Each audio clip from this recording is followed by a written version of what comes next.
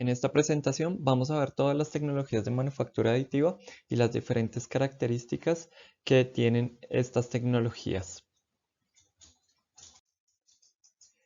Bien, ya habíamos visto en la presentación pasada una primera clasificación donde teníamos que las manufacturas rápidas o las rapid manufacturing se dividen en dos técnicas generales: sustractivas, aquellas que remueven todo el material, y aditivas, aquellas que incrementan el material. En el caso de las sustractivas partimos de un bloque para llegar al resultado final, que es el prototipo del producto que vamos a fabricar. En el caso de las aditivas partimos de un material en una presentación específica y voy a hacer una construcción capa a capa para generar la forma o el producto que necesito. También habíamos visto este diagrama que lo que hace es identificar el proceso que caracteriza a las tecnologías de manufactura aditiva. Aquí es importante destacar que este proceso siempre tiene como inicio un modelado 3D. Este modelado tridimensional se puede hacer a través de software específico donde podemos trabajar modelos tridimensionales como Rhinoceros, SolidWorks, Fusion 360. Podemos también adquirir este modelo tridimensional a través de un escáner 3D que nos genera unas nubes de puntos y a partir de estas nubes de puntos unas mallas o unas superficies tridimensionales. O podemos adquirir el modelado 3D a través de sitios especializados como lo son Thingiverse, GrabCAD, entre otros, donde podemos descargar el modelado tridimensional. Después de tener este modelado tridimensional, lo que tenemos que hacer es convertir este archivo en un archivo STL. El STL lo que nos hace es convertir todas estas superficies y todos estos elementos en una mesh triangular que nos da tres ubicaciones en el espacio o tres puntos en el espacio y una ubicación en el espacio de esta superficie. Luego contaremos con el slicing. El slicing se hace a través de un software específico que lo que nos permite es hacer la subdivisión por capas del modelo y nos determina todos los parámetros de impresión, velocidad y demás, si es necesario generar soportes, y a partir de ello tenemos un código de impresión que es el que recibe la máquina. En la máquina vamos a contar con dos tipos. Lo que va a hacer la máquina es construir capa a capa o seguir ese código que hemos generado en el slicing. A partir de esto podemos contar con un servicio como el que ya hemos visto en algunos casos que presta 3D Hubs u otros tipos de entidades o empresas que prestan el servicio de impresión, o puedo irme directamente a la máquina a realizar este proceso. Y por último, vienen unas operaciones manuales, algunas requieren un postproceso, necesitan por ejemplo un curado o demás, como ya lo veremos a detalle en cada una de las tecnologías, o necesitan retirar la impresora, retirar el material de soporte, algunos casos dar unos acabados finales, etcétera, para ya finalizar con el proceso de impresión. Entonces a la derecha vemos un ejemplo de lo que sucedió en este caso en un botón de una estufa. Lo que se hizo en este caso fue modelarlo en SolidWorks, convertirlo en archivo STL, que lo que hace es darnos una malla definida en unos puntos específicos donde tengo mayores curvaturas o mayor detalle, y en donde tengo superficies planas, pues simplemente unos rectángulos o unos triángulos en este caso mucho más grandes. Luego procedemos a realizar el slicing. El slicing entonces aquí lo tenemos en esta zona donde simplemente estamos dividiendo capa a capa y estamos generando el código de impresión. Y luego pasamos a el tema de la impresión como tal, que es en esta zona donde estamos generando pues con una máquina ya la pieza tridimensional capa a capa. Y por último, el postproceso, ya como resultado final. Entonces aquí tenemos la impresión y en ese postproceso pues tenemos que retirar el material de soporte, y si queremos darle algún acabado pues terminarlo lijar o terminarlo de postprocesar para luego sí colocarlo en nuestra pieza o en nuestra estufa. Hay diversas tipologías de tecnologías de fabricación aditiva. En este cuadro se encuentran como las más importantes y las más relevantes, y las que se encuentran sombreadas en naranja son aquellas que vamos a tratar en esta presentación y vamos a describir a detalle. Inicialmente tenemos una zona donde se describe qué tipo de tecnología o cómo se aporta esa tecnología, que es la parte de acá arriba. Entonces tenemos aquellas como por fotopolimerización, por extrusión de material, por inyección de material o por consolidación o aglutinación de material, y otras donde tenemos simplemente la fusión del material o la deposición directa del mismo. Abajo encontramos también cómo se da este proceso. Por ejemplo, aquí está curado por láser, curado por un proyector o curado por un LED u oxígeno, o otras que vienen catalizadas por una luz UV o con calor simplemente, o por de alguna manera por una forma de inyección. Y encontramos unos iconos de cómo se llama esta tecnología y cómo viene descrita, que pueden hacer con este tipo de piezas. En algunos casos encontramos temas trabajados con compuestos, metales, plásticos, arena, ceras perdidas o papel y compuestos. Y por último, en la última zona encontramos como los fabricantes y las marcas más representativas en cada una de estas tecnologías.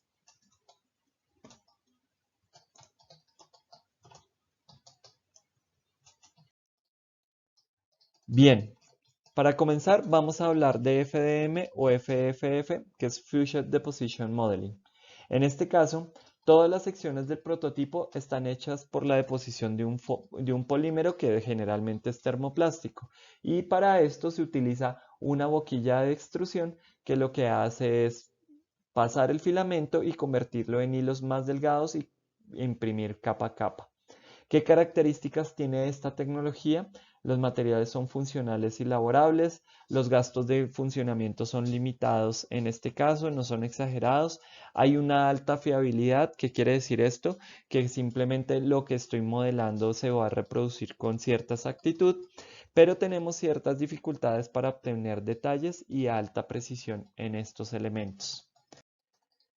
¿Cómo funciona esta tecnología? Son las que ustedes conocen y las que se encuentran normalmente en los laboratorios de modelos y prototipos o en los makerspace, aunque también existen tecnologías que trabajan de carácter industrial, y más adelante veremos un cuadro comparativo de qué podemos hacer con una o con otra. Inicialmente tenemos algunas de estas referencias que trabajan con dos tipos de extrusores. Uno que trabaja el material simplemente de soporte, y otro que trabaja el material que se va a utilizar para la parte que voy a imprimir. Hay algunas que solo tienen un solo extrusor y con ese mismo extrusor hacen el material de soporte y la pieza que estoy imprimiendo. Generalmente este extrusor o esta configuración se mueve en estos dos ejes, donde estoy dando las dos coordenadas de movimiento, y adicionalmente para agregar el eje Z se mueve la plataforma, o a veces se mueve todo este cuerpo dependiendo la configuración. Hay otras configuraciones que son tipo delta, donde se puede encontrar que los movimientos de los tres ejes se encuentran coordinados de manera vertical, y esto garantiza una mayor precisión y unos movimientos más fluidos y rápidos. Tenemos una plataforma de soporte, y esta plataforma en algunos casos es caliente para evitar la contracción de ciertos materiales que tienden a contraerse o a deformarse cuando hay choques de temperatura.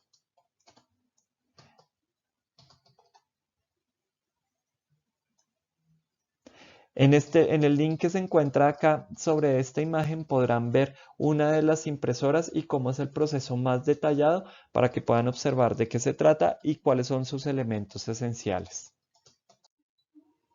Hay varios tipos de máquinas de impresión 3D FDM. Las más conocidas y las más comunes parten desde las cartesianas. En este caso tenemos una referencia que es la Ultimaker, que es de las primeras referencias que tenemos. Aquí simplemente tenemos tres tipos de ejes: un eje X, un eje Y y un eje Z. En este caso ustedes van a ver que el extrusor se mueve en esta dirección, que sería nuestro eje X, se mueve hacia adelante y hacia atrás, que sería nuestro eje y la superficie de impresión o la plataforma va bajando a medida que se va realizando la pieza. Entonces ahí tendríamos nuestro eje Z. ¿Listo? Cada una de estas lo que garantizan es la localización del cabezal de impresión, y pues corrigen los movimientos y garantizan los movimientos de cada una de las plataformas. En este caso ustedes van a ver una estructura cerrada, van a ver una estructura semicerrada con unos elementos que ayudan a conservar o a mantener el calor internamente del que se genera en nuestra plataforma, porque nuestra plataforma es una plataforma caliente. Y unos elementos de control donde simplemente pues tengo el SD donde envío el archivo, donde tengo una pantalla o un display que me muestra la información con los datos que está sucediendo actualmente de la impresión y un control para manipular estos datos en el display.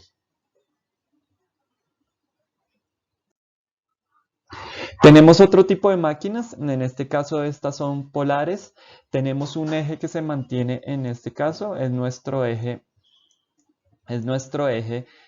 Z prácticamente. El extrusor aquí lo que está haciendo es moviéndose hacia arriba y hacia abajo, y esta plataforma lo que está haciendo es rotando. Entonces aquí tenemos prácticamente los movimientos X y Y. En vez de hacer una cuadrícula, en este caso lo que estamos haciendo es una plataforma circular que gira en diferentes direcciones y logra generar los movimientos en X y en Y. Y por último, tenemos las impresoras tipo Delta o de configuración paralela. Este tipo de impresora trabaja con coordenadas también X, Y y Z, pero en vez de calcularlas en movimientos continuos o en movimientos por número, lo que hace es calcular ángulos. Cada una de estas columnas lo que tiene es uno de esos ejes o uno de esos motores, X, Y y Z, y lo que garantiza es que simplemente tenemos un movimiento más uniforme y más paralelo en este caso, que podemos tener mayor precisión en las piezas, unas áreas de impresión un poco limitadas porque en este caso también se trabaja con una área de impresión de base circular y nuestro eje Z está moviéndose en todo este elemento y está añadiendo todo este elemento. Para generar los movimientos, fíjense que casi todos los ejes se tienen que mover al mismo tiempo. Esto también permite que el cabezal se mueva en esas tres dimensiones y nos permita generar otro tipo de capas y otro tipo de acabados sobre las piezas. Bien, ¿qué beneficios tenemos acá? Los beneficios es que pues prácticamente podemos tener productos terminados. Hay una mínima pérdida de material y hay una fácil extracción del material de soporte. Esto tiene que ver más relacionado con las condiciones y con los parámetros que los veremos en unas sesiones más adelante, que se pueden coordinar y se pueden ajustar de acuerdo a la geometría o de acuerdo al material que esté utilizando. Hay un fácil intercambio de material. Los materiales vienen en presentaciones de rollo y sencillamente si quiero cambiar el color o si quiero cambiar el material, pues cambio este rollo en el proceso o en la máquina. El color extruido va según el material que se extruya. Entonces, sin embargo, hay materiales o hay equipos que ya se están desarrollando donde se puede generar una combinación de material.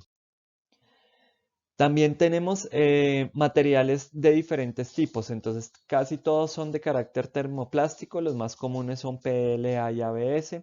Hay otros específicos como son nylon, polipropileno, PVA, PET, que presentan otras características y otras propiedades muy similares a lo que es el material en sí inyectado con las tecnologías tradicionales. Hay materiales también compuestos donde se pueden trabajar temas como Laywood, Laybrick o Carbon Fill. Estos son materiales simplemente que utilizan como base un 60% o un 40% de PLA y le adicionan un 40 o un 60% de polvo de madera, de diferentes tipos de maderas, de polvos de cerámicos o de componentes cerámicos, o en el caso del Carbon Fill, de componentes o de polvos de fibra de carbono.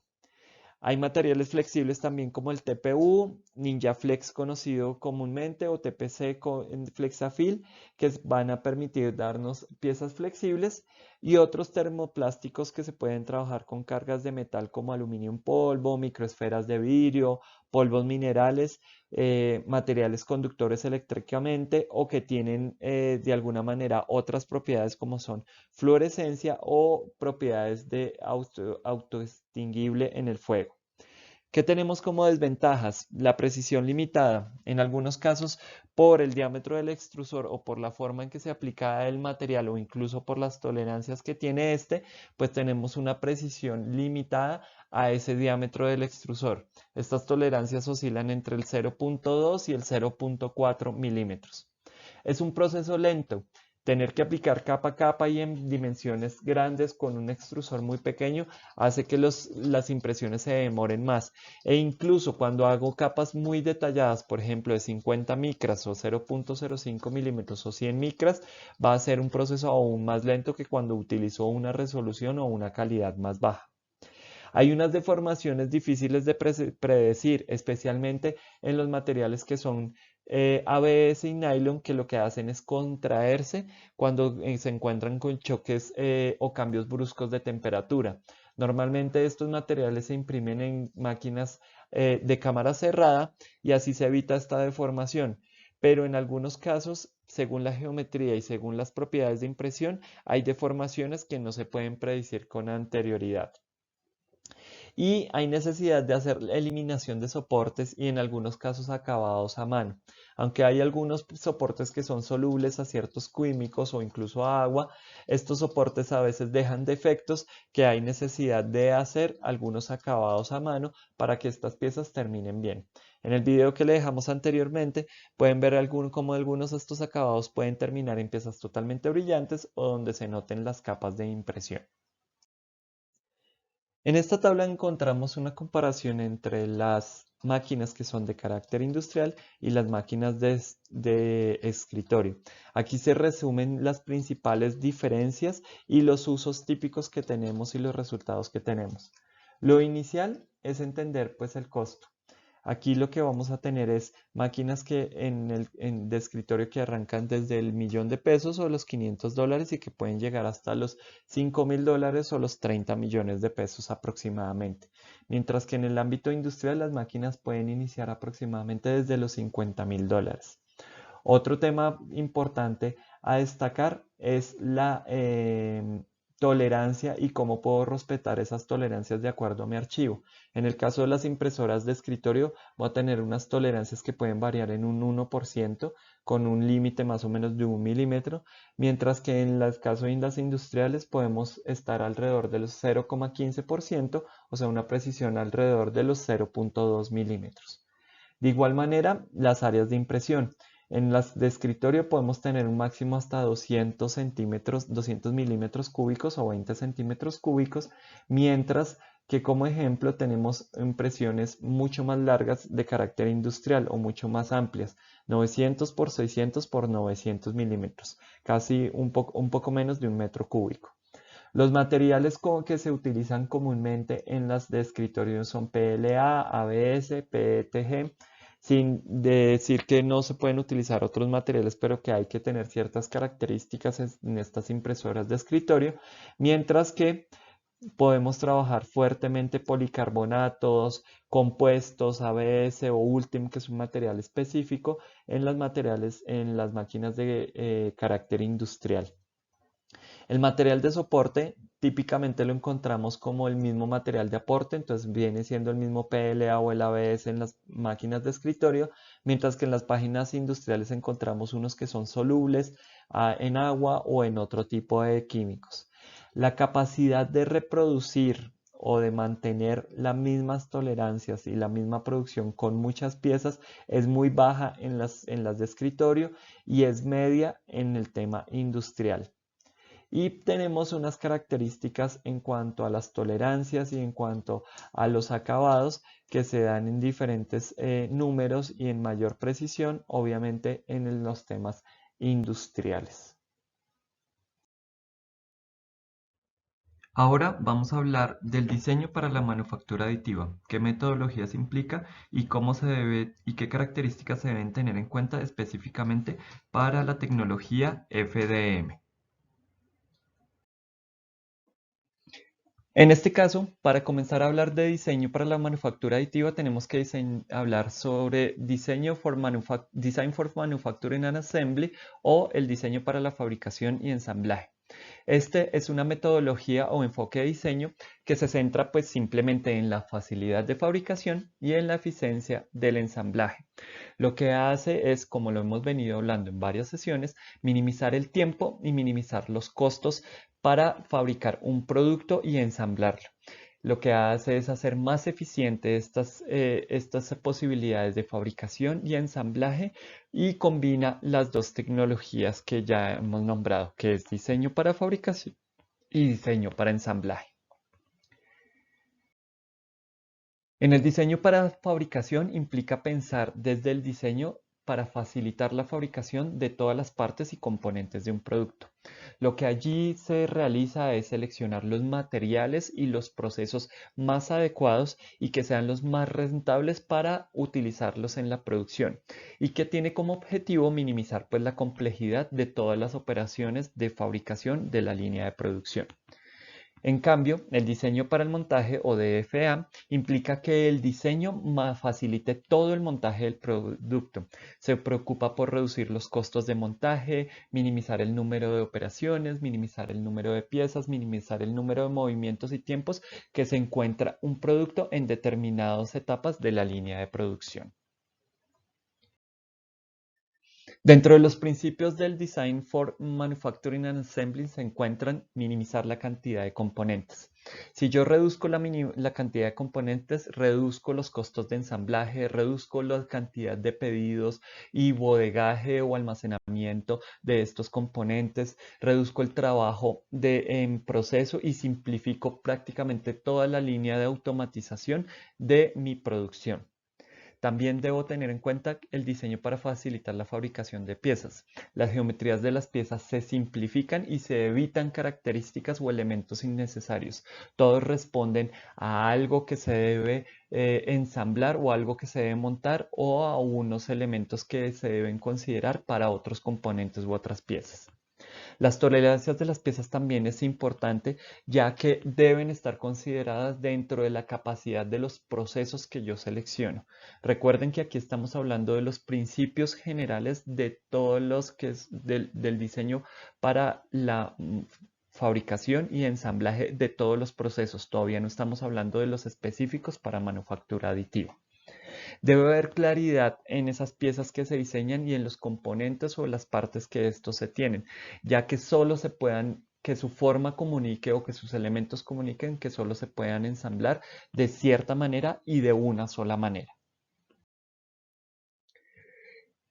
Se debe buscar minimizar el uso de componentes flexibles. Todas aquellas piezas que tienen juntas, cauchos, cables, etcétera, se deben limitar a componentes específicos. ¿Y esto por qué? Porque su manipulación y su montaje suelen ser más difíciles. Y adicionalmente se debe pensar en el diseño para facilitar este montaje. Por ejemplo, el uso de encajes a presión, uniones adhesivas, sujetadores, elementos mecánicos como son tuercas, tornillos, componentes como snap fit que se autoensamblan o que vienen ensamblados dentro de las mismas carcasas o dentro de las mismas piezas. Siempre que sea posible, ese diseño o ese producto o ese componente se debe diseñar para ubicar otros componentes de forma rápida y precisa.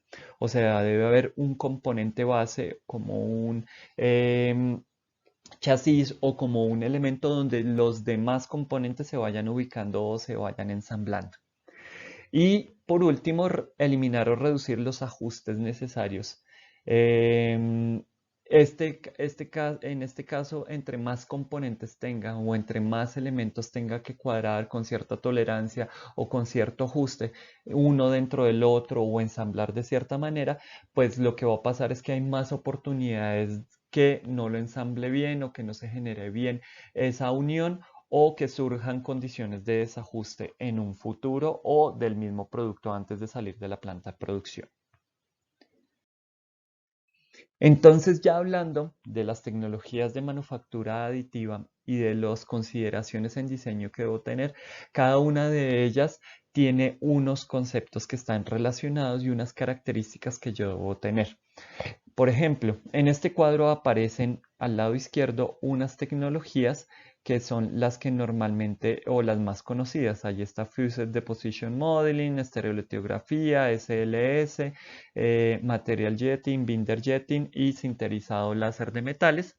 Y aquí lo que encontramos es en estas columnas vamos a encontrar como las principales recomendaciones o características que debo tener en cuenta a la hora de diseñar, por ejemplo, paredes soportadas o paredes que simplemente no van a tener ningún tipo de soporte, ángulos, inclinaciones o voladizos, superficies en alto y bajo relieve como pueden ser textos, canales y demás, puentes o separaciones que de alguna manera van a estar separadas por ciertas distancias, agujeros y de qué tamaño puedo realizar esos agujeros, si quiero conectar ciertas piezas y quiero que se ensamblen como por ejemplo una caja y espigo, qué tolerancias debo tener en cuenta o qué ajustes debo considerar allí, si deseo que se muevan o si deseo que queden completamente ensambladas.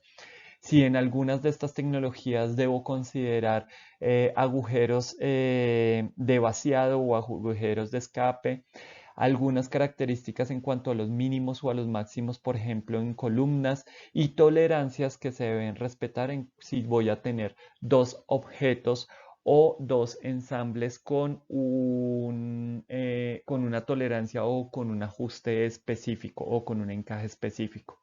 Como pueden ver también en el cuadro, hay algunas que no se consideran, donde no se especifica estos aspectos, no se deben considerar por esta tecnología y podemos mirar algunos de ellos. Por ejemplo, en el caso de sinterizado láser selectivo, no importa las paredes y no importa las inclinaciones, ya que el mismo material funciona como material de soporte, igual que lo que nos pasa en Binder Jetting. O no tengo limitaciones en este tipo de elementos no debo considerar los puentes y demás, por ejemplo, en tecnologías como Binder Jetting, Material Jetting, SLS y SLA. ¿Listo? Pero en otros como Fused Deposition Modeling sí debo considerar un mínimo o un máximo respecto a esos puentes o a esos voladizos. Fíjense que algunas tecnologías me permiten mayor precisión o mayor definición, por ejemplo, en lo que son agujeros o en lo que puedo hacer respecto a columnas, mientras que en otras necesito de un mínimo para poder realizarlas y que salgan bien en la impresión. Por ejemplo, vamos a comenzar con diseñar o los parámetros que debo considerar para diseñar una pieza en FDM o FFF. Vamos a comenzar aquí con lo primero, que es la ubicación en la plataforma de impresión. La ubicación en la plataforma de impresión me va a permitir tener varias características o controlar varias características. Primero, la dirección en la que van a quedar las capas de impresión. Segundo, la cantidad de superficie que va a quedar pegada o que va a facilitar que esa pieza se fije a mi plataforma de impresión. Y tercero, la generación de soportes. En el caso de la plataforma de impresión, lo que me permite es que ante mayor área, como nos está sucediendo acá, pues voy a tener mayor control y no se va a despegar esta pieza tan fácil. Si empiezo a tener menor contacto o menor área con esa plataforma de impresión, lo que va a suceder es que se va a despegar esa pieza y voy a empezar a tener o a considerar otros parámetros de impresión como son plataformas adicionales como son el BRIMF o el RAF que los vimos en los parámetros de impresión. Otro de los elementos es también, en este caso, tengo o debo considerar si la orientación de la capa es favorable o si eso me va a permitir tener menor área con respecto a la pieza. Otra de las consideraciones también es el material de soporte, que es lo que se habla acá. Al aplicarse capa por capa, si yo tengo superficies en 90 grados, las capas se empiezan a apilar, pero a medida que empiezo a cambiar la inclinación, lo que voy a tener es perder puntos de contacto y voy a tener un defecto que se ve reflejado sobre los prototipos. Entonces, considerar también esas inclinaciones y considerar esos ángulos es un aspecto adecuado para el diseño de estas piezas. Algunos de estos ángulos pueden estar entre los 60 y los 45 grados. Si los diseño a 30 o a ya 90 grados como lo voy a tener acá, a 0 grados, perdón, como lo voy a tener acá, voy a necesitar ubicar la pieza de mejor manera para que no se genere ese material de soporte o considerar que me va a salir un material de soporte. Como en el caso de la T acá, Aquí para esta superficie y para esta superficie, si la llego a imprimir de esta manera, voy a necesitar un material de soporte. Entonces ese material de soporte se genera a partir de ciertos grados y yo puedo eliminarlo o puedo quitarlo posteriormente si es soluble o si es parte del mismo material. Debo considerar parámetros de impresión para poder retirarlo fácilmente. Otra de las características son los agujeros o los puentes. Cuando los agujeros terminan en forma de gota voy a tener una graduación de ángulo que no va a necesitar material de soporte. Pero por ejemplo en el caso de circunferencias o en el caso de elipses o en el caso de tener ya unos voladizos completamente rectos voy a necesitar ubicar material de soporte sobre esas piezas. Estos son algunos de los aspectos que se deben considerar allí. Para FDM y FF hay una gran cantidad de opciones de materiales y cada uno con prestaciones diferentes. Esto también va a darme características y va a darme aspectos geométricos o acabados que voy a ver en mi pieza final. En esta tabla de la izquierda podrán ver algunos de los materiales que se encuentran o algunas de las propiedades de los materiales, algunas de las categorías de los materiales relacionados con dos aspectos o dos parámetros de impresión como son la temperatura del extrusor y la temperatura de la cama. Y también van a ver otras propiedades y usos típicos en los que se utilizan estos materiales y cada uno están evaluados y están categorizados de acuerdo a estas propiedades. Algunos materiales me permiten acabados superficiales como por ejemplo este que viene cargado con polvos de bronce que después de polichado se ve de esta manera. Otros que me tienen características o propiedades respecto a condiciones ambientales como resistencia a la luz UV o no hay una gran deformación respecto a los cambios de temperatura, algunos flexibles que me permiten realizar juntas o diseños u otros que tienen resistencia o contacto con alimentos como son el polipropileno y el nylon y también que tienen propiedades de cierta transparencia o cierta translucidez y otros que simplemente me dan unos acabados superficiales como son aquellos que tienen cargas de polvo de cerámico o polvo de madera. Cada uno de estos materiales son de diversos fabricantes y cada uno tiene unas propiedades y unas características que se pueden utilizar y aprovechar de acuerdo al diseño y a lo que vaya a necesitar en ese diseño o en ese producto final. Algunos de los fabricantes de estos materiales ofrecen diferentes variedades y diferentes características en ellos. Allí podemos encontrar NinjaTech o Form-Futura, ColorFab, Esun, Trit, Filo Alpha, que son de los más reconocidos. Y otra característica que también tenemos últimamente en las tecnologías FDM es que yo puedo hacer la mezcla de esos materiales. Aquí, por ejemplo, tengo simplemente una mezcla de color de 5 materiales que me permiten tener este objeto o llegar a este posible objeto. Pero también hay que considerar que muchas de estas máquinas que trabajan en FDM también tienen un gran desperdicio cuando se hace la mezcla o cuando se hace el cambio de material para que no quede mezclado específicamente en el punto donde necesito una coloración específica. Pueden visitar las páginas de estos distribuidores para mirar todas las opciones y todas las propiedades y características que pueden tener estos materiales, así como sus aplicaciones para el desarrollo de productos. Hablemos ahora de los parámetros de edición e impresión para la tecnología FDM o Triple F.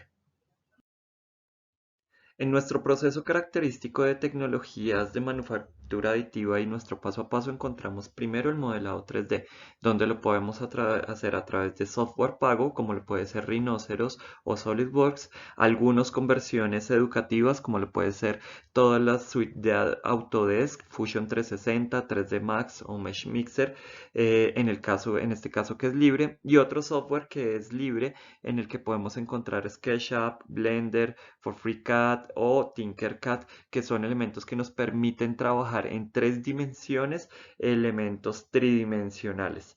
Recuerden que para este caso de la impresión 3D no nos sirven utilizar programas vectoriales como son Corel o Adobe Illustrator, ya que debemos generar elementos tridimensionales en 3 dimensiones. También encontramos otra opción en el modelado tridimensional que es el escáner 3D, donde a partir de un objeto físico podemos realizar la obtención de un modelo digital a través de elementos como son luces, haces de luz o haces o luz láser.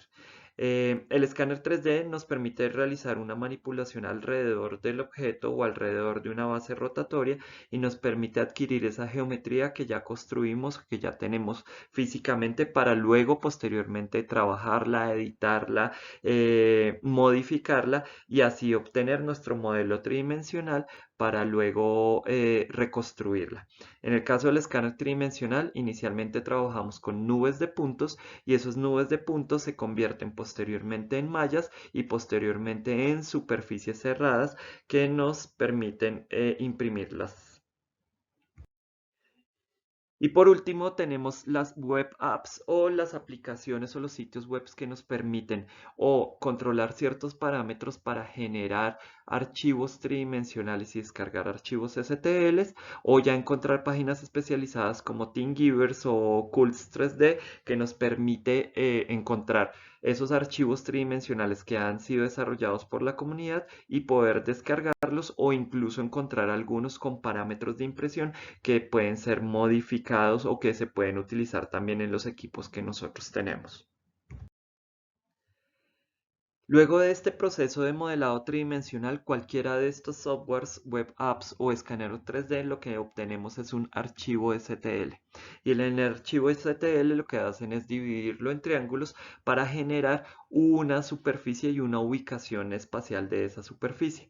A través de los triángulos tenemos 3 puntos de configuración que nos permite construir la geometría en el espacio y nos permite reconocerla posteriormente por el programa, por el software de slicing. Entonces, en este caso, es importante verificar que la geometría esté muy bien construida, que no exageremos en la resolución o en la cantidad de triángulos que podemos tener allí, porque eso también nos va a tener un archivo mucho más pesado y difícil de procesar, y que verifiquemos muy bien la construcción o la reconstrucción de esas superficies, porque en algunos casos encontraremos agujeros que si les damos sellar automáticamente nos pueden generar imperfecciones sobre nuestra pieza y que no son correctas a la hora de imprimir o a la hora de obtener nuestro mejor resultado. Lo ideal es que si tenemos imperfecciones o superficies o mallas abiertas en el archivo STL, nos vayamos al archivo original en el software que lo estemos trabajando y desde allí reconstruyamos y reparamos esos archivos. Entonces, es importante tener en cuenta que hay que tener un correcto modelado. Los 3 principales o los errores más comunes que podemos tener para ese correcto modelado, el primero es simplemente agujeros sobre el modelo, mallas abiertas o superficies abiertas. Se pueden encontrar o se pueden identificar con herramientas dentro del mismo software que estemos manejando o a través de herramientas especializadas como por ejemplo Mesh Mixer que nos permite identificar esos agujeros y repararlos. Toca tener mucho cuidado al reparar estos agujeros porque simplemente podemos tener geometrías que no estábamos pensando así o que las reconstruye sin tener en cuenta lo que queremos como resultado final. También podemos tener planos sueltos o planos que no están conectados, superficies que de alguna manera les damos unir, pero nos da como resultado una geometría que está suelta en el espacio y no tiene ninguna conexión. Entonces es también importante identificar estas geometrías, eliminarlas o eliminar estas caras duplicadas para que no nos genere errores en la impresión. Y por último, la dirección de las normales. Este es un elemento muy común porque a veces en la construcción de las piezas lo que tenemos es que hay superficies o triángulos o mallas que están en dirección contraria a la construcción normal de nuestra geometría, por lo cual es importante identificar y unificar la dirección de estas normales para que todo nuestro archivo quede correctamente cerrado y construido. En el proceso del slicing también tenemos una gran variedad de programas. Dentro de los más comunes tenemos Cura o Slicer, que son programas que son de carácter libre y nos permiten modificar los parámetros más comunes o los parámetros, una cantidad incluso extensa de parámetros para lograr un buen resultado en nuestra impresión. También tenemos software pago como lo es Simplify 3D, que nos permite tener unos parámetros mucho más controlados, configurar máquinas y herramientas y materiales para una posterior utilización y ahorro de tiempo. Y otros programas como GrabCAD, Autodesk o 3D Slicer que ya tienen opciones específicas, por ejemplo, en el caso de 3D Slicer, para utilizar una imagen diagnóstica como es una resonancia de un tag y convertirlo en un archivo tridimensional, o GrabCAD Print, que ya es un software especializado de una máquina o de una referencia especializada de un fabricante especializado. Como les comentaba, Cura es una aplicación diseñada para impresoras 3D, específicamente FDM. Lo que tiene es que uno sube el objeto en este caso, coloca los parámetros o determina los parámetros de impresión y al final lo que hace es generar un código G. Un código G o un G-code es un código de coordenadas en X, Y y Z que lo que permite a la máquina es identificar cuáles son los movimientos que tiene que hacer para imprimir el objeto o el prototipo que voy a realizar. La característica que tiene este Cura es que simplemente voy a generar capas, voy a mirar cuáles son los parámetros que debo controlar, cómo puedo vincular o generar esa interfaz entre el objeto que diseñé y la temperatura o la máquina que tengo y pues simplemente lo almaceno, guardo ese código y lo almaceno para que la máquina lo convierta ese código en un objeto físico en este caso. Entonces, este es uno de los entornos, de alguna manera, de Cura. Es un entorno muy intuitivo y muy amigable en cierta manera. Lo primero que uno debe hacer prácticamente es configurar la máquina que uno tiene. Ellos tienen varias referencias y varios elementos ya determinados con todas las existentes en el mercado. Si no existe en el mercado, hay una opción de personalización para poder crear con los parámetros de la impresora de uno una nueva máquina. Entonces, eso es lo primero que se hace y eso es lo primero que le pide. Luego nosotros importamos el archivo. Entonces, aquí tenemos una área de visualización de lo que voy a hacer. En este caso, esta es mi pieza a imprimir. Esto que me muestra acá es mi cama de impresión. Entonces, yo puedo mover ese objeto y demás.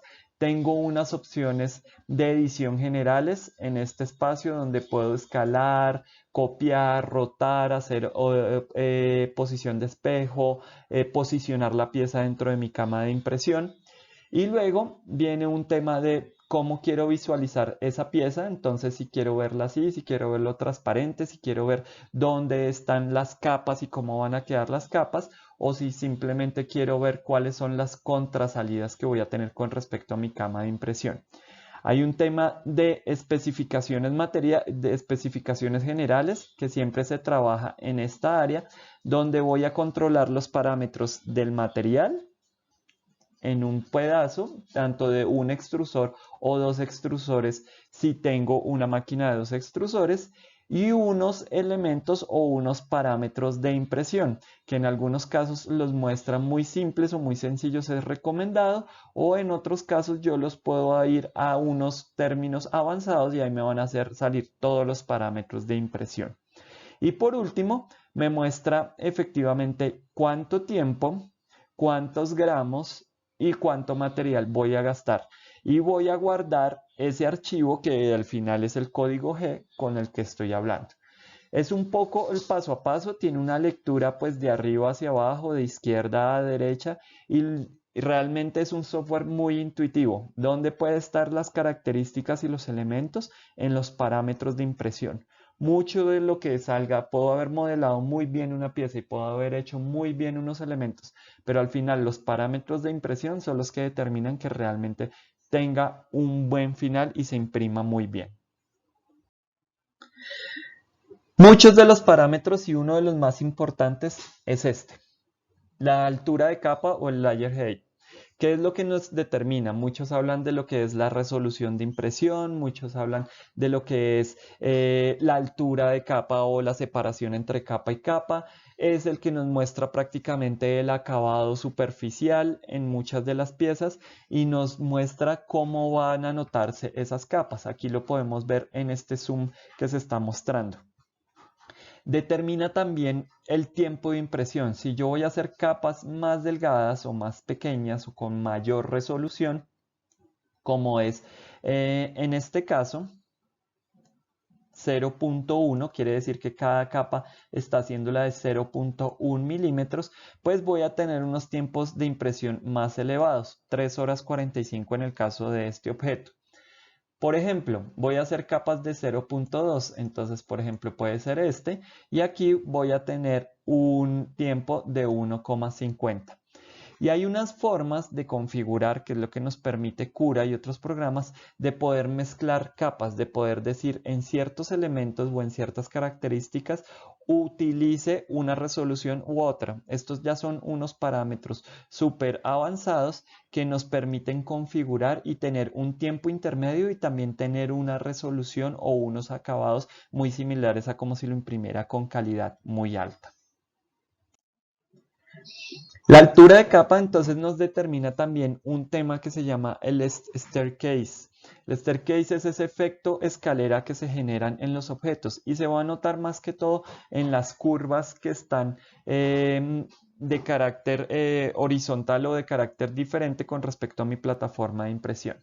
Fíjense qué es lo que pasa. A medida que yo tengo en el eje Z una resolución más alta o una resolución más baja, aquí vamos a poner una resolución mayor o una resolución menor, pues voy a tener ese efecto escalera.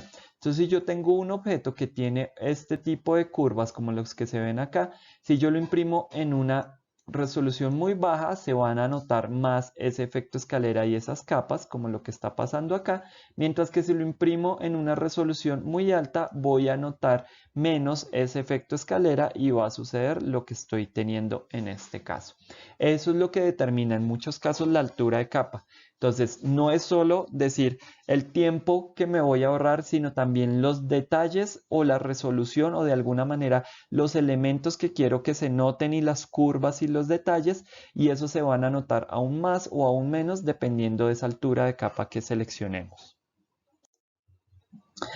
Otro de las configuraciones y otro de los factores que nos va a permitir es el shell o los perímetros que debe hacer en este caso. Aquí lo estoy viendo desde la vista superior, esta es mi plataforma de impresión y el shell es el número de paredes que va a hacer para rellenar mi objeto. Este objeto es sólido y yo lo que hago es seleccionar un número de paredes de acuerdo a el elemento o a la impresora que estoy teniendo. ¿Cuál es uno de los trucos que debemos tener acá? Que se impriman al menos 2 perímetros. Aquí si ustedes van a ver, aquí hay 1, 2, 3, 4 perímetros prácticamente. Y esos perímetros están dados ¿por qué? Viene mi filamento pasa por ese cuerpo que lo calienta y luego viene una boquilla. Esa boquilla tiene en esta zona un diámetro específico. Entonces, en la mayoría de los casos, el diámetro es 0.4 milímetros.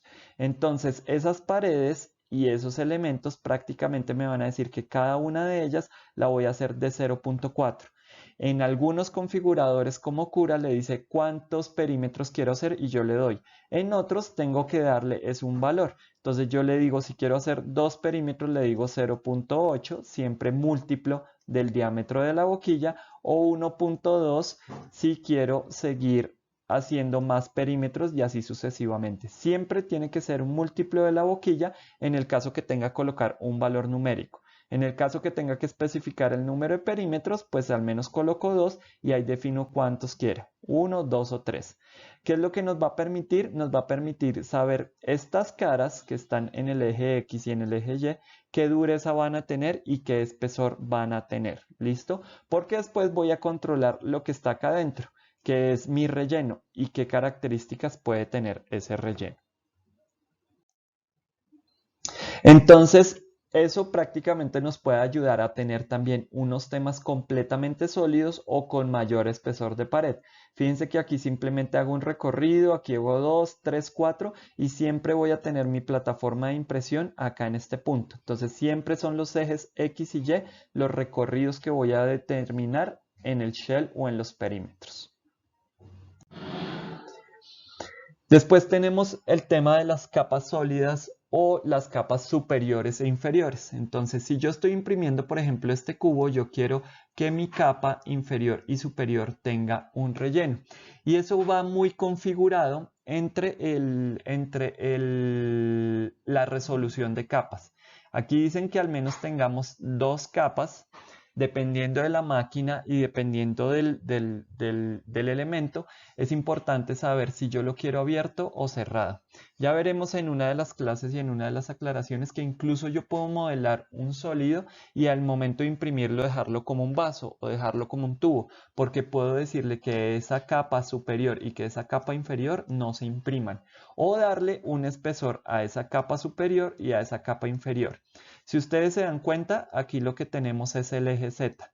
Entonces, lo que vamos a tener en este caso es que darle múltiplos de mi resolución o de mi parámetro inicial, que era mi altura de capa.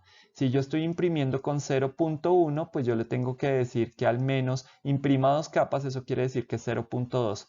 Mi recomendación es que el mismo espesor que le dan a las paredes laterales, que lo vimos ahorita con el Shear Thickness, lo hagamos con las capas superiores e inferiores. Si yo puse 0.8, pues aquí va a imprimir 8 capas en calidad 0.1, pero si lo hago en resolución 0.2 o es 0.3, lo que va a hacer es imprimir menos capas, 4 capas o demás.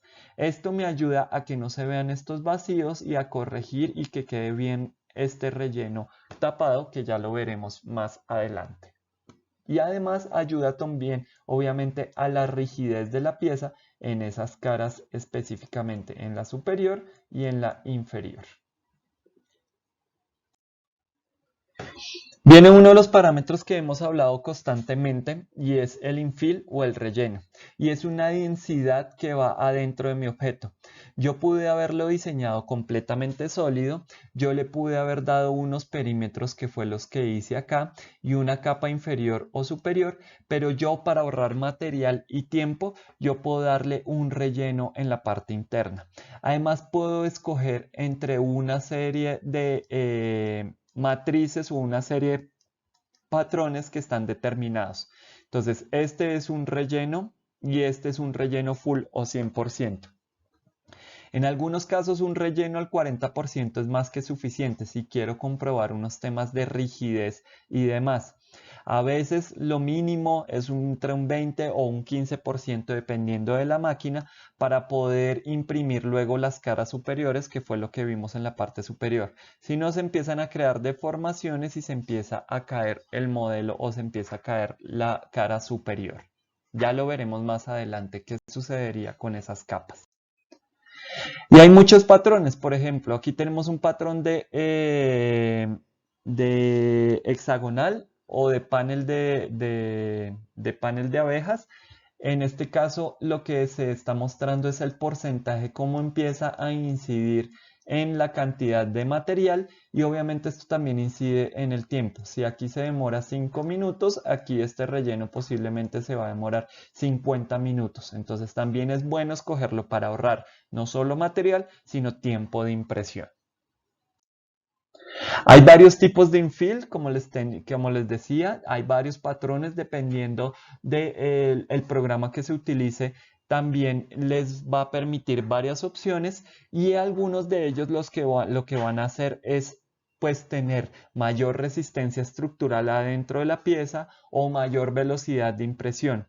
Una mayor complejidad pues simplemente lo que va a implicar es que se imprima más lento o que de alguna manera no tenga la misma resistencia con respecto a otros. ¿Listo?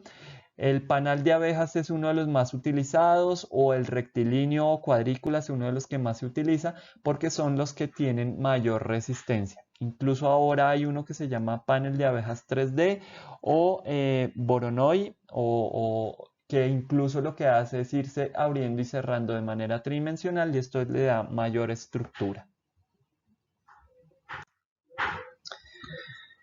Otro de los parámetros que son bastante importantes en el diseño de las piezas es el material de soporte o el material de apoyo.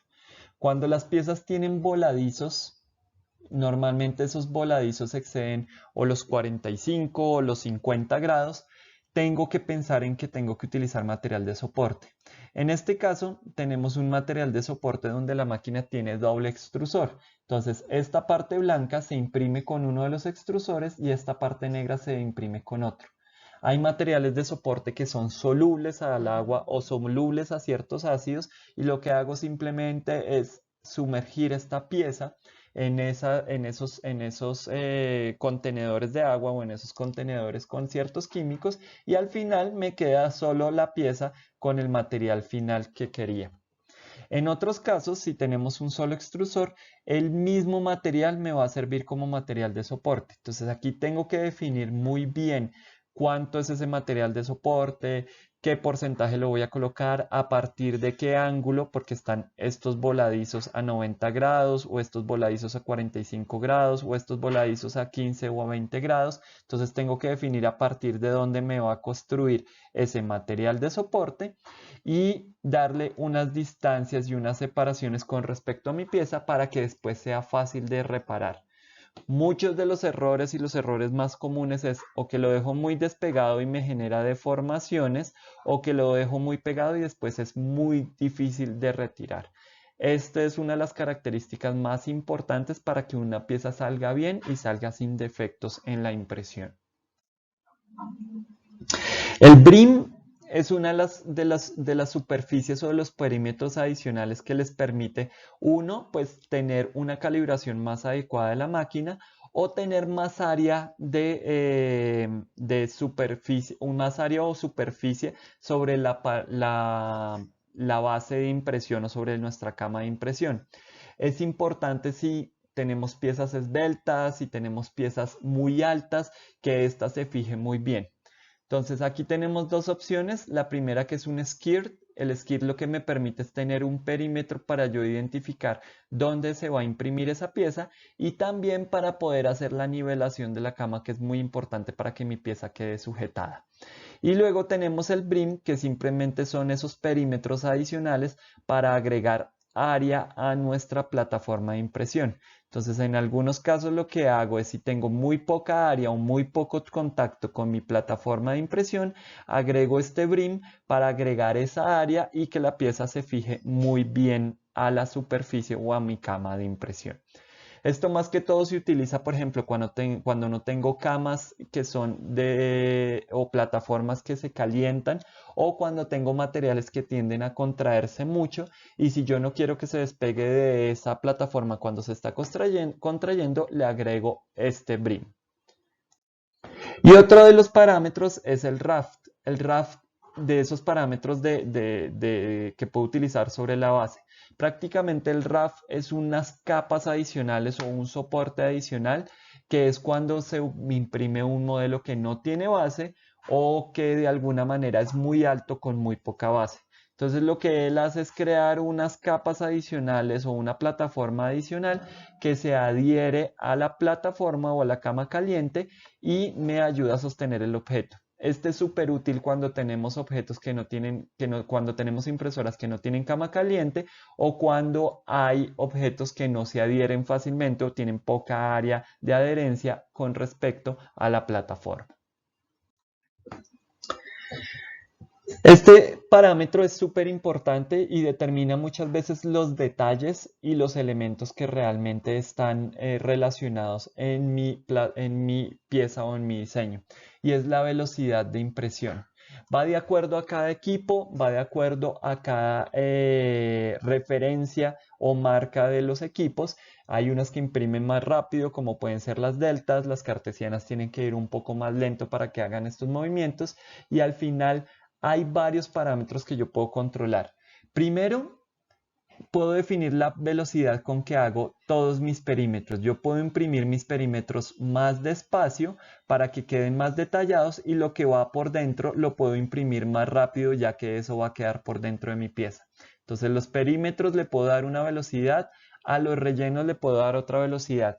Y si por ejemplo yo estoy imprimiendo estas dos piezas y quiero hacer un movimiento entre una pieza y otra, eso es el travel o los desplazamientos que realiza entre una pieza y otra, o entre una columna que yo estoy imprimiendo y otra columna que estoy imprimiendo.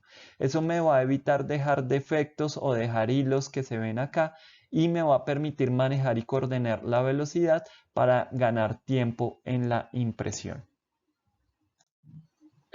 La velocidad, como les decía, determina en muchos casos el nivel de detalle con los que voy a tener mi pieza. En este caso se utiliza esta pieza que es un búho con el cual se muestran cómo los detalles se empiezan a perder a medida que empiezo a aumentar la velocidad de impresión. Empiezo con una velocidad de un 10 milímetros por segundo, donde está haciendo movimientos muy lentos y se ven muy bien los detalles. Tengo una velocidad promedio que aquí es 60 milímetros por segundo y aquí tengo una velocidad muy alta de 120 milímetros por segundo. ¿Qué es lo que empiezo a perder? Aquí tengo full detalles, tengo muy buena calidad y a medida que aumento la velocidad empiezo a perder esos detalles. Tengan en cuenta que si yo también aumento la velocidad, si tengo mi boquilla y esa boquilla se está moviendo a cierta velocidad, también tengo que aumentar el flujo del material o la temperatura con la que está saliendo, porque ese material se empieza a depositar mucho más rápido y tengo que aumentar la temperatura con la que está fluyendo a través de la boquilla. Como les comentábamos, el tema de los soportes se puede hacer de muchas maneras. Si yo tengo una máquina que tiene doble extrusor, entonces simplemente puedo configurar que el material de soporte se imprima con uno de los materiales solubles o con otro material, y que mi pieza final pues la realice con otro material o con mi material específico. También puedo hacer unos elementos o puedo trabajar en unos elementos que yo puedo diseñar automáticamente. Y por ejemplo en software como Mesh Mixer yo puedo generar una estructura o un material de soporte que se llama tipo árbol o ramificación, que lo que hace es partir de un punto, y a medida que se va acercando a mi superficie va generando unos puntos de contacto muy pequeños para poder imprimir esta área. Otra cosa que puedo hacer es, yo sabiendo que tengo unos voladizos o tengo unos elementos, pues puedo diseñar unos pie de amigo o unos soportes que después los pueda retirar fácilmente.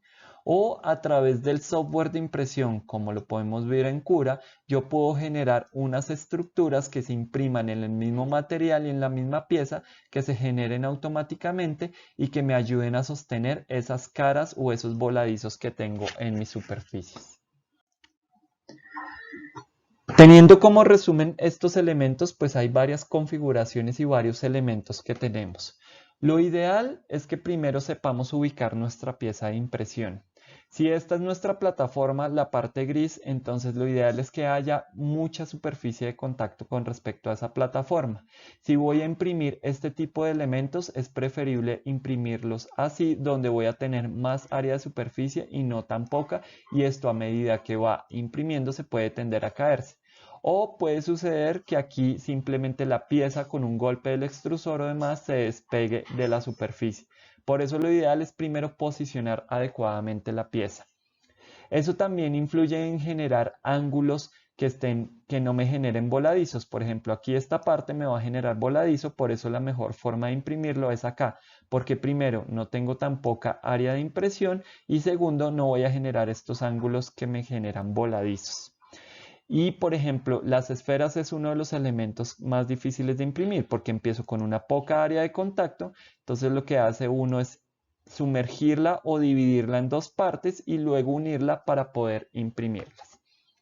En el caso de los voladizos, se imprimen muy bien ángulos de 60 grados, con 45 algunas máquinas lo hacen correctamente, pero ya cuando empiezo a tener ángulos menores de 45, incluso aquí 90 grados o 0 grados, empiezo a tener problemas y aquí voy a necesitar material de soporte. Entonces aquí también voy a necesitar material de soporte o generar soportes que me pueden generar defectos.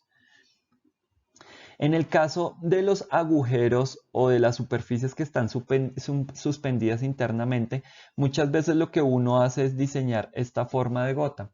Esta forma de gota lo que permite es tener un cambio progresivo de ángulo sin necesidad de generar material de soporte interno.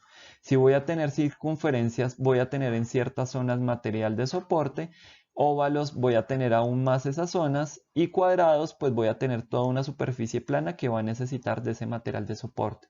De igual manera con los puentes, siempre se diseñan en forma de gota para facilitar ese proceso de impresión. Si tengo circunferencias, simplemente tengo que considerar que va a aparecer material de soporte, igual con los óvalos, igual con superficies rectas. Esto es lo que sucede normalmente cuando tengo o cuando hago un zoom en mi boquilla de impresión. Mi material fluye sobre esta punta y esta punta, lo que les decía, es normalmente de 0.4 milímetros, aunque viene de otros diámetros. Entonces él está depositando el material, pero mi material no queda completamente redondo. Él lo que hace es depositar una forma casi ovalada y aplastar las capas. Por esta razón es que se pierde la precisión de las piezas. Él lo está haciendo, si él está utilizando como guía esta línea, él lo que está haciendo es extruyendo, pero cuando aplana la capa está agregando ciertos elementos, cierta tolerancia que no habíamos considerado. Entonces, si yo tengo aquí un extrusor que es de diámetro de 0.4, prácticamente lo que me está agregando a mi pieza es 0.2 milímetros hacia afuera o hacia el externo de la pieza. Eso tienen que considerarlo porque en muchos casos esas tolerancias no se consideran cuando tenemos agujeros o elementos que tienen que encajar. Y a medida que yo voy ampliando el ángulo, van a tener este efecto plástico donde el material se cae. Es por eso que se necesita un material de soporte que me ayude a sostener las capas y que no empiece a generar estas deformaciones y estos elementos que estoy teniendo acá. Es por eso la necesidad del material de soporte. Hay muchos errores que van a suceder y estos errores se dan más que todo por los parámetros de impresión. Hay sitios especializados incluso que ya muestran cuáles son los errores más comunes. Entonces, por ejemplo, aquí se cayó la pieza o yo estaba imprimiendo la pieza y lo que hizo fue despegarse y quedó imprimiendo otro lado y perdí todos los hilos o la cabeza de este animal. En este caso lo estoy imprimiendo sin relleno y no tengo los perímetros continuos. O aquí no estoy considerando otros elementos como la temperatura. O aquí pueden haber fallos en el eje Z donde simplemente estoy derritiendo el material y el material que estoy utilizando tal vez me está generando unos defectos o la máquina tiene unos elementos mecánicos que no están funcionando muy bien a medida que hago mi eje Z. Son muchas las variables que se deben controlar y muchos los errores que pueden resultar de no controlar bien estas variables.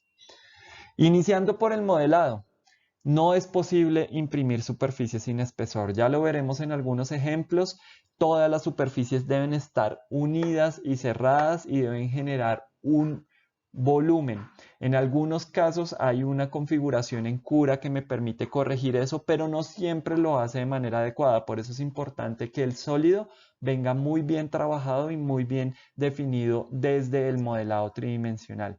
Y todo debe estar alineado y convertido en sólido para que al final en el archivo siempre se vea ese resultado que quede muy bien y si no va a generar defectos de impresión. Hay herramientas que se utilizan para verificar ese modelo y hay, por ejemplo, un programa como Mesh Mixer que les ayuda a identificar dónde están esos errores. Entonces, no vale la pena únicamente modelarlo muy bien y tener un modelado muy perfecto si yo no controlo, por ejemplo, muy bien los parámetros de impresión. Incluso todavía por acá pueden ver algunos defectos que se notan en esta pieza, pero muy diferente a lo que teníamos inicialmente en estas impresiones.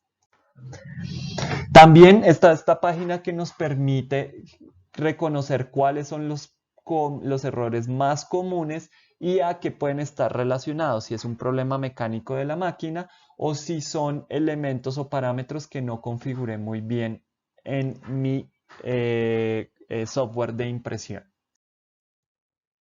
En esta página podrán encontrar muchos de los problemas que normalmente se identifican en las piezas físicamente y que están relacionados a los parámetros de impresión o a elementos físicos externos de hardware de nuestra impresora. Es importante que identifiquen qué es lo que está sucediendo o cuáles son los problemas que tiene su pieza y vean cuáles son los parámetros que están relacionados para así no solo obteniendo un buen modelado tridimensional, también tengan una buena pieza física como resultado de todo el proceso y de corregir estos errores en la configuración de los parámetros.